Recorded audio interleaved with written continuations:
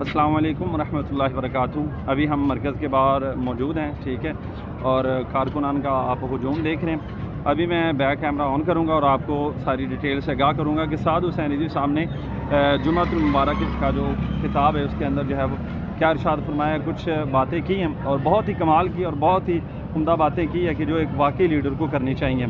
کہ یہاں پر کارکنان جو ہے وہ الحمدللہ سینکڑوں کی تعداد کے اندر، ہزاروں کی تعداد کے اندر یہاں پر موجود ہیں، ٹھیک ہے، یعنی کہ کیمرے کی حد سے بھی آگے جو ہے وہ کارکنان آپ کو دیکھنے کو ملیں گے، ٹھیک ہے۔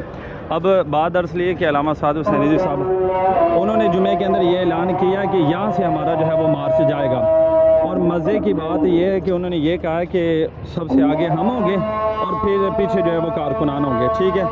ابھی اذان ہو رہی ہے، ٹھیک ہے، تو اذان کے بعد بتاتے ہیں۔